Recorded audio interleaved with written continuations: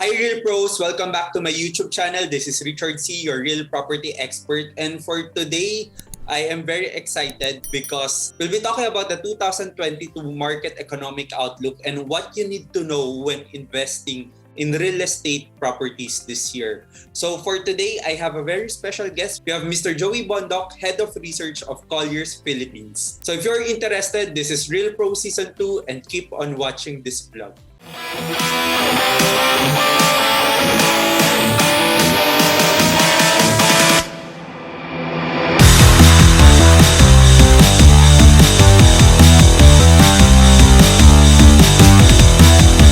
Hi, Sir Joey. Hello, hi Richard. Please Hi. drop the sir.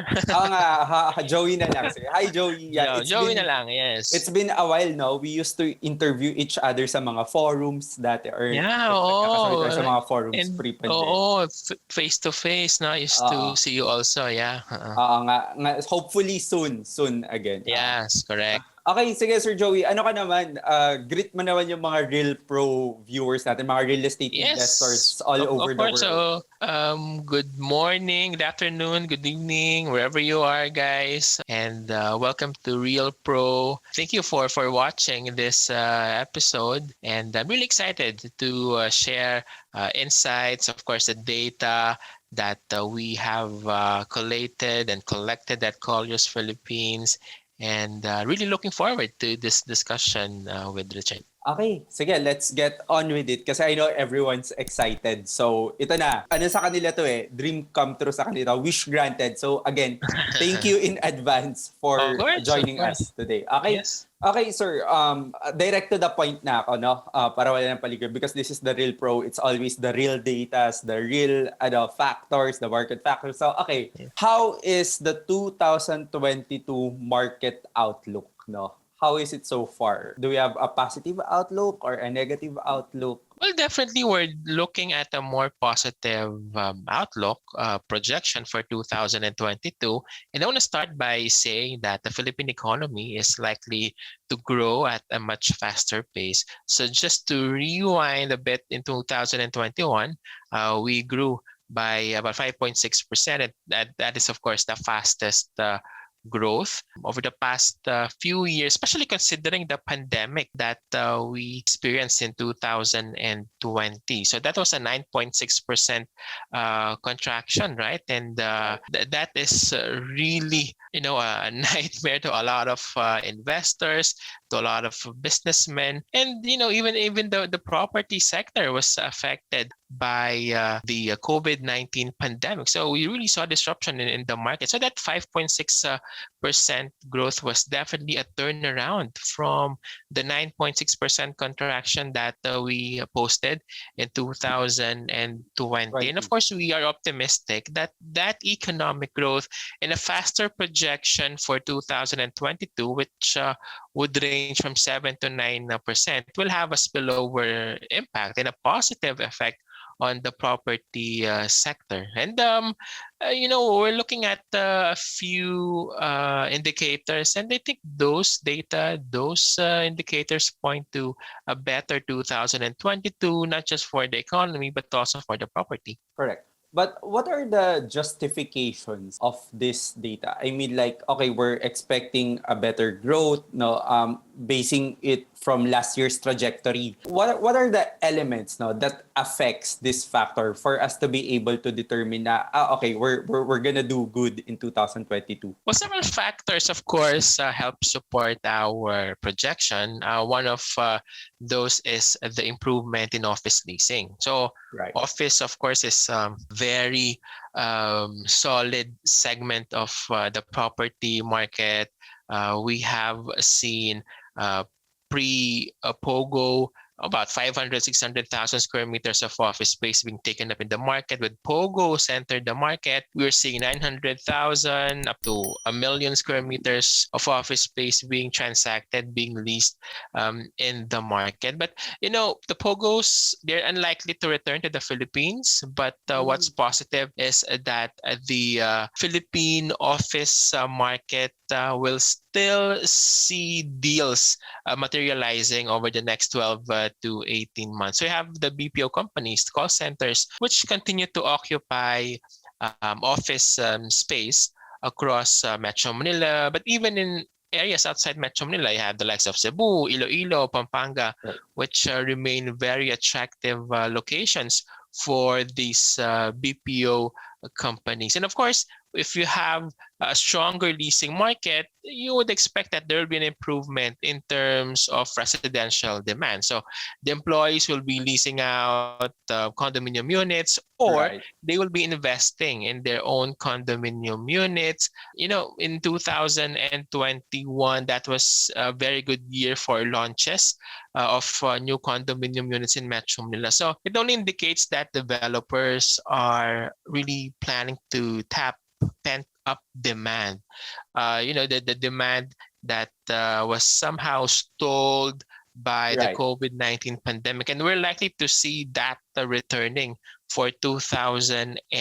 2022. It probably not as strong compared to the level, the type of demand that we saw pre-pandemic, but it will gradually improve. And again, the record high launches in 2021 only indicates that there will be a stronger demand, a stronger take up for these condominium units beyond 2022. And developers have really been relentless in terms of land banking. They're looking for parcels of land to acquire across Metro Manila because they continue to develop and then complete all these condominium projects. Right. So let me just make it clear. The importance of office demand affects the residential market because eventually your workforce would need to rent out residential condominiums or would like to live near the CBDs or the different townships, especially the township model in the Philippines are like there needs to be an office space and then there needs to be a residential space. So it's a big contributor to the performance of the residential market. And then you also said pogos are unlikely to return. In that case kasi condominiums in the Bay Area or near the MOA area, most of them are talagang really the prices really went up because of Yes. the Chinese pogo market. Now, what will happen to these condominiums now that the pogos are unlikely to return?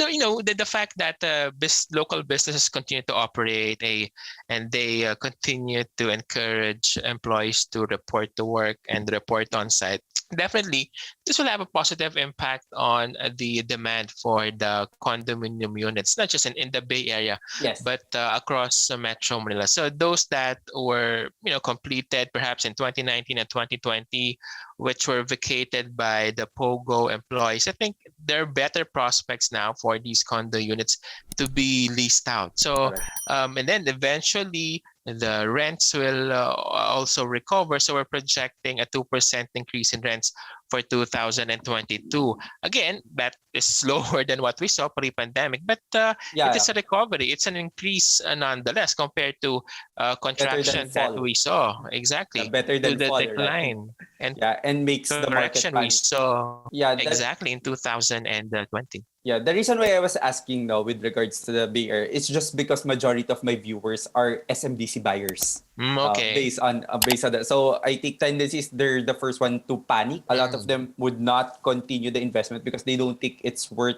continuing these kinds of investment. Now, you also mentioned that developers are are continuing to acquire or land bank properties within the Metro Manila. But what is the Yes. direction of residential real estate? Is it going north or going south, or is it staying inside the metro, or are they maximizing the C5 growth area? What are like the key locations based on your research has a potential growth or kung saan talagang magbe-benefit yung mga investors?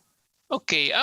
Of course, the major business districts continue to be attractive. So you have the likes of Makati, Fort Bonifacio, the Bay Area, even the fringe locations. So northern part of Metro Manila. So those in the fringes of business districts in Quezon City, those in the fringes of, for example, Alabang, Las Piñas. So we will definitely see a lot of developers land banking in those areas. Much of the new supply that will be coming online in 2022 will come from the Bay Area and the Fort Bonifacio. So again, that only indicates that much of the new supply, the estimate is about 60-70% of the new units that will be completed in 2022 will still come from Fort Bonifacio and the Bay Area, similar to the trend that we saw in the previous quarter. So these two business districts will again dominate in terms of completion of new residential units in Metro Manila. But it's interesting that you also asked for the trend outside of Metro Manila. Yes. We also see developments, horizontal developments, house and lot developments, and even some condominium projects being developed outside of Metro Manila.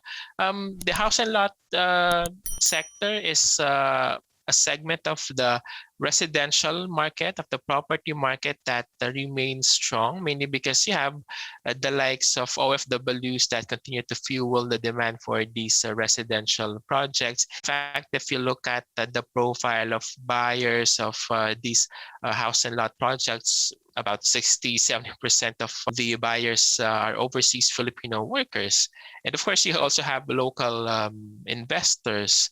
So I think it's a pretty good demand that is also coming from the OFWs that will continue to fuel the demand and take up for these house and lot projects across the Philippines outside of Metro Manila. So it really depends, Richard, because in Metro Manila, much of the demand will be coming from your investor driven buyers. No? Those that would eventually be leasing out their condominium units or will be capitalizing on the price appreciation potential of their condominiums, and then they resell these condominium units eventually, and then of course from the increase in capital values, or again have a passive source of income and achieve that through recurring income because of the rentals that they will be getting monthly if they decide to lease those condominium units in the future. And then for the end user market, mainly this is the market that is buying the house and lot units outside of Metro Manila.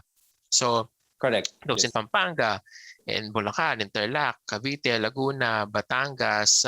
When we had our briefing February 9, almost 40% still prefer Laguna, followed by Cavite, Laguna, Pampanga, Bulacan. Those are still some of the more attractive locations for this house and lot projects. That's a very interesting Yes. data. No, so Laguna is the preferred location outside Metro Manila. That's right. Number one. So okay, I know we're having a very good conversation. These are very hot issues in the real estate industry, but this vlog is getting too long. So Real Pros, I'm ending this vlog now. But please watch out for the part 2 of my interview with Mr. Roi Bondoc of Colliers Philippines. So thank you very much for watching. Don't forget to like, subscribe, and comment your opinion about the 2022 market outlook for the real estate industry. Again, this is Richard C., your property expert, and I'll see you on part 2.